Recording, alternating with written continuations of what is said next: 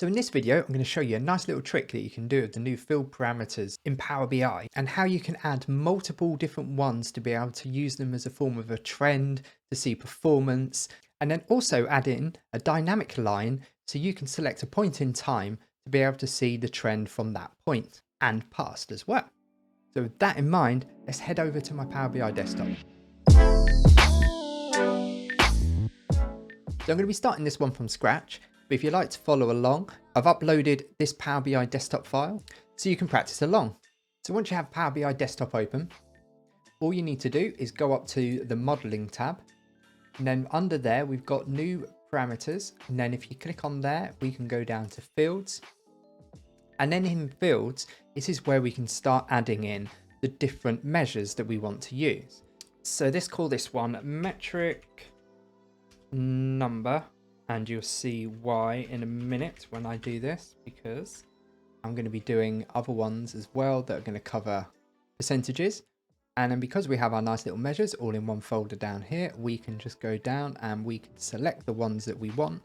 Now depending on when you put them in, this will put them in the order you want. So I'm thinking if we go with total sales first, total profit, number of orders, and ATV, and number of discounts, and number of discounts over 20%. Ensure that the add slicer to this page shows up. So that gives us the means to be able to dynamically change what we see on the graphs. So if we then do create, we then get our measure for the metric number field parameter that we've created. And as you can see here, it's put in what the name of it is, what the measure is, and then these are the orders in which you have them showing up there. If you changed any of those, then those would then change the order that you actually have visually in the slicer. So now we have that one up there. What we can do is add in a line chart. And then if we just open up a little bit more, we can then go down to our metric number. And then under here, we can drop that into our y-axis. And if we then go up, go for month, year, drop that in the x-axis. And then if let's add in another slicer just so we can pick out the year. Or actually, let's make it easy. Let's just drop it into the filters at the moment. And then if we just go to filter on this page, change that to basic, and then we can just select 2017. And then we can see all the different lines for all the different measures that we put in here. Now, if we just wanted to see one, we can just select it just like that. And then we can select another one and another one and another one. And then if we want to see them side by side, we can just go in and just go total profit and total sales. And then we can see how they're trending alongside each other. And the same goes for if we wanted to look at number of orders and average transaction value.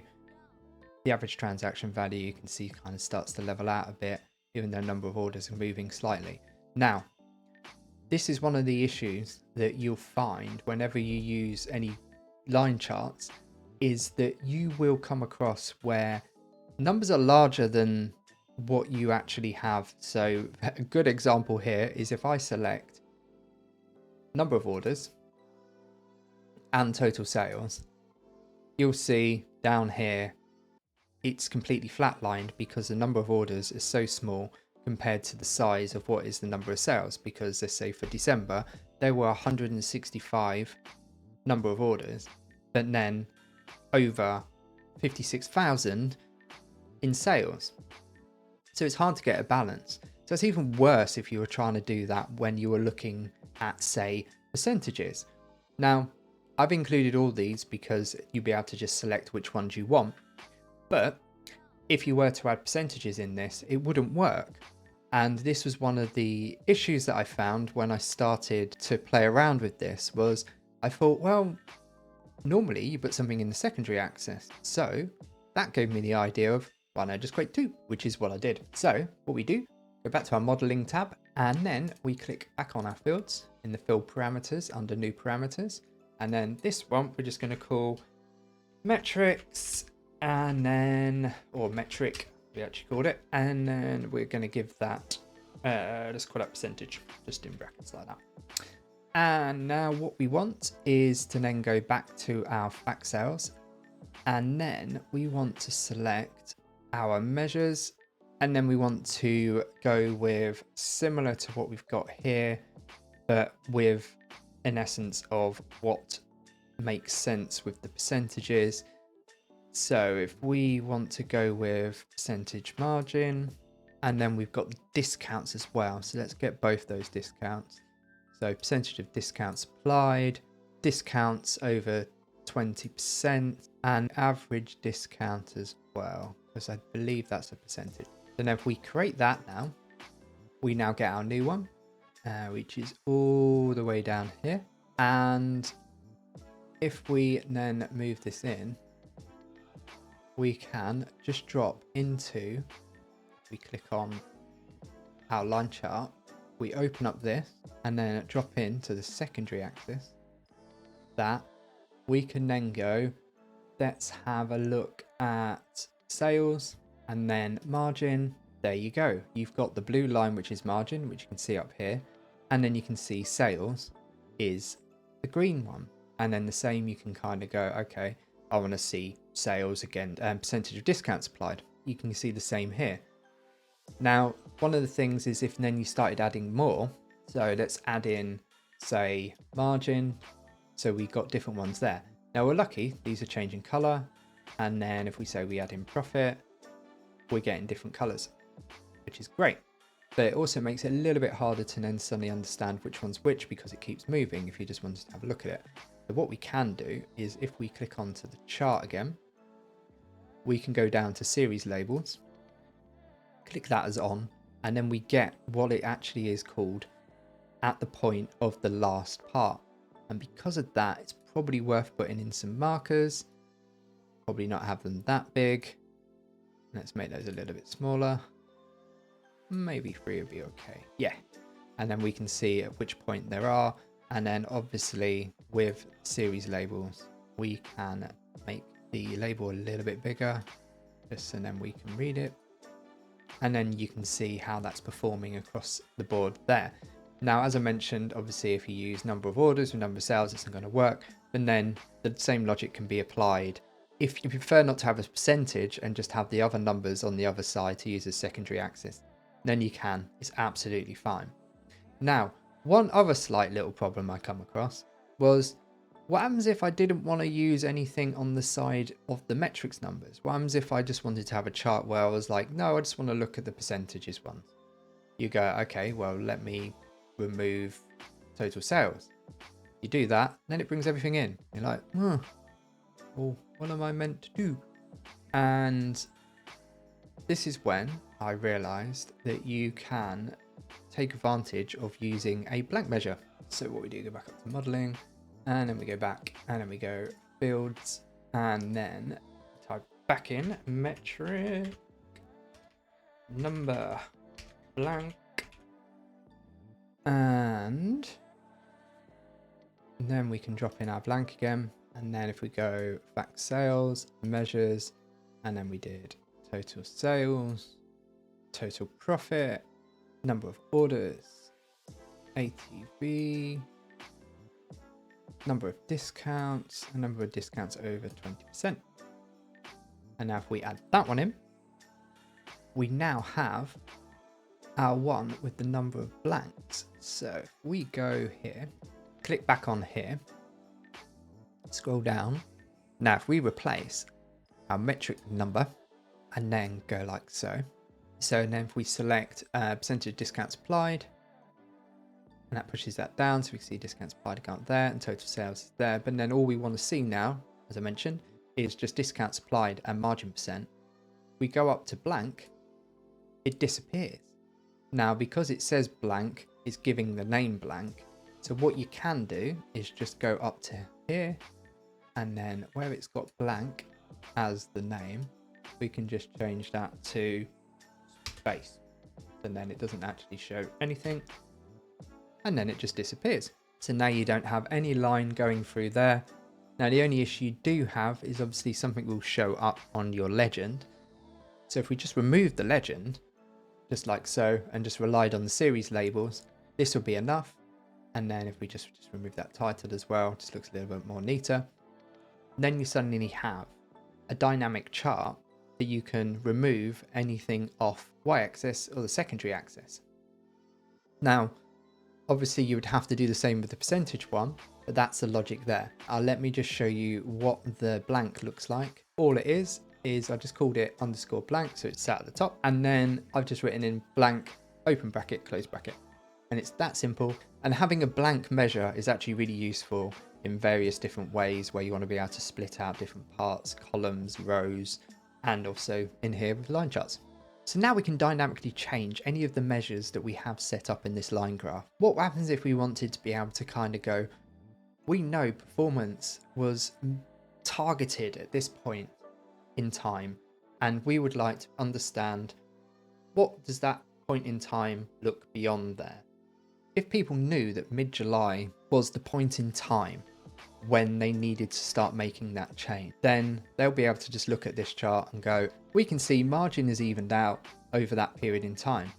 But if you're coming to this report new and didn't understand that that's what happened, so then what could you do to then show that point in time? This is where you can add in an x-axis constant line. Now the x-axis constant line only works if you have a time series. So you need to have your particular x-axis needs to be a form of, say, date or number. And because I've got this as wording where it says month and year, it won't work.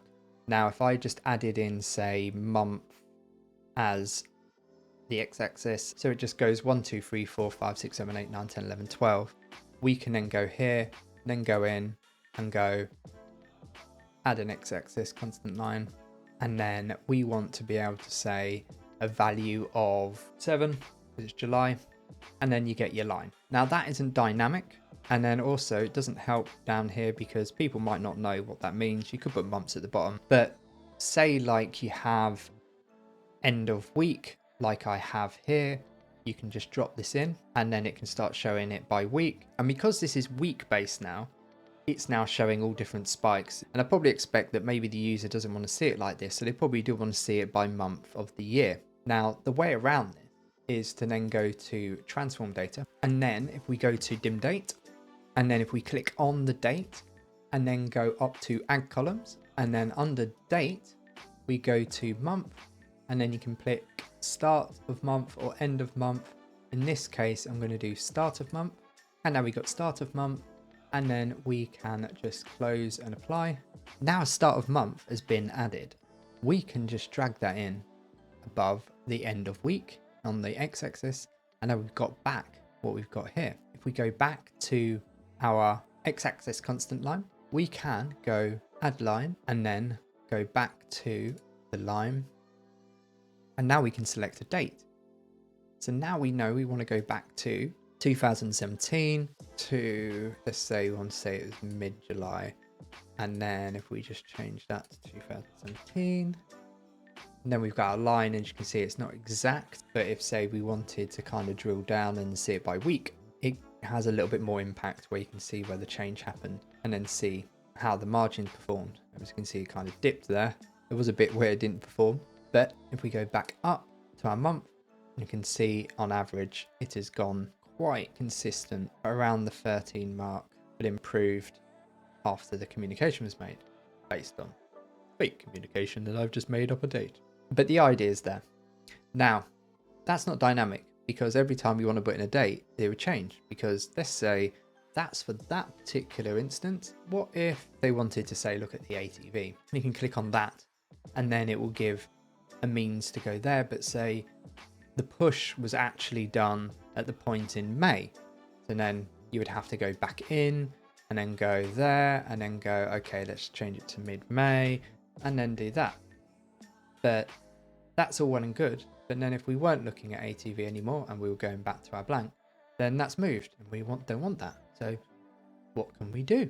And that's where we can do a little trick with a date table that sits on its own that can then be used as your actual filter. So to do this, we go back to our transform data again. So once that's loaded up, all you have to do is go to your date table, create a duplicate and call it whatever you want. I'm just going to go dummy dates, you can call it anything, and then do close and apply. And now we got our dummy date, and then we just want to check that it's not decided to connect itself to anything. And it's true, it has not. So what we can do up here is, so then if we add a slicer and then go down to our dim date, dummy date, drag in the date field into field, we then get this particular type of slicer, which is your slider, which is perfect for this situation, because I will show you an additional add to this that will make this very useful. What we want to be able to do is use the max or min to be able to give us a measure to be able to use on the access line.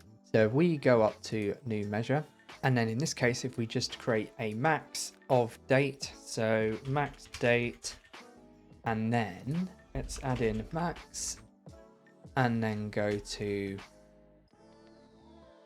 dummy date, go date, and then close bracket. So now that's created, although I've noticed it's in the wrong folder. So what you can do is click on it, go to measure tools, and then home table. We want to move it back to the dummy dates because that's where it's actually supposed to live. Now we have the max date under the right table. If we click on the line chart and then go back to our constant line where you have the little FX under conditional formatting where we put in the date, what you need to do is just click on that, and then in here you get what field should this be based on, and then this is where we select our max date. Then we go down to our dim date, dummy dates, and then click on max date and then do OK. Our line suddenly moves because it's going to the beginning of December. And then if we drag this particular slider, this will then change where that line goes. So if we wanted to put it back to July, because that's what we were looking at there, we can just go along, go there, go to the 9th of July, and then look, moves to the 9th of July.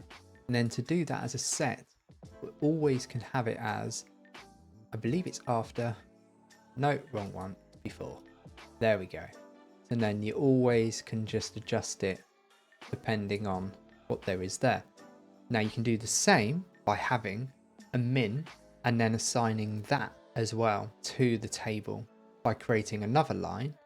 So if we go back up to here and do between, and then if we go back to here, do new measure, we can now add in min date, type in min, and then we've got dummy dates just there, so we can just select that and then do that and go close bracket. And if we click back on the chart, we'll go back to our constant line, and then if we do add line, we have another one.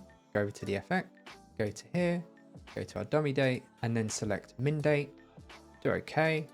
Now added a line that goes all the way back there, but that's because of the dates we've got here. So if we bring that in and we wanted to have April and May, you can then have two lines that go through there. And then if you click back on there and you wanted them to be different colors, you could set them to be, say, a blue for your min. And then also you can add in a shaded area if you wanted to, and you can have this at the beginning, and then you can have it after, and then you can have a transparency, so we can make this almost not that noticeable, and let's make that a light gray. Let's do that before, and then we know anything for that one we want to show as that's the performance time. So let's do that as a green after, and let's make that quite transparent. Let's make it almost 90. 91 will do. And then you can see how that is. And then if we say we wanted to change at the point of when this is, so we know actually we wanted this to be in July. So we go up to here to July, we go mid-July. And then at this point is when the discussions were happening. So we wanted to say from maybe mid-May, end of May, let's say about 23rd of May. This is when it was noticed, and we can add that in by giving a data label. We can do name and then change to performance start, and then this one we call this performance review, and then we put that in as name, and then that one we could have as under at the bottom, and then performance start.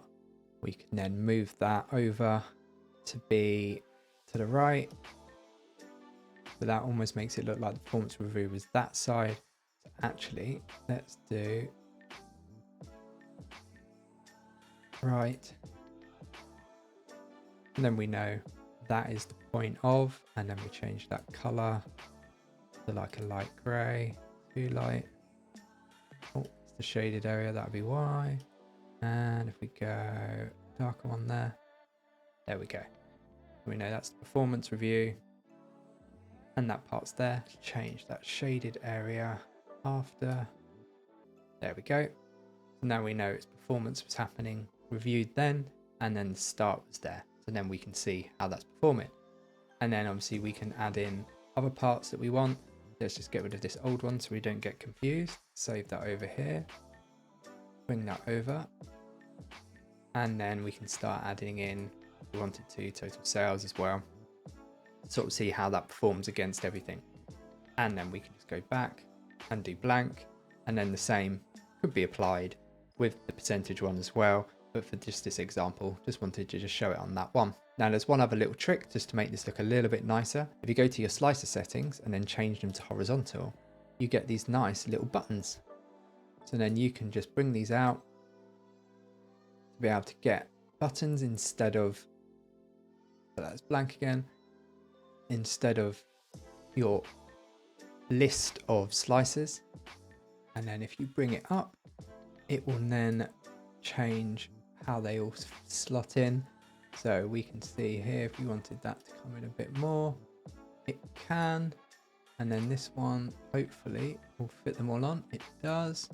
And then that can then come in a bit, and that means we can just make this graph just a little bit bigger.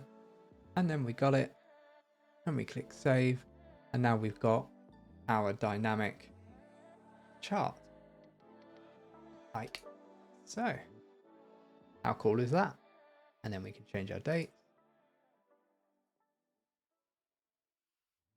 Let's move that to 10. And then we can see the change there. As simple as that. So I hope you found this video useful. If you did, please click that like button. And if you want to carry on your analytical journey, check out these videos. And also don't forget to subscribe. And as always, until next time.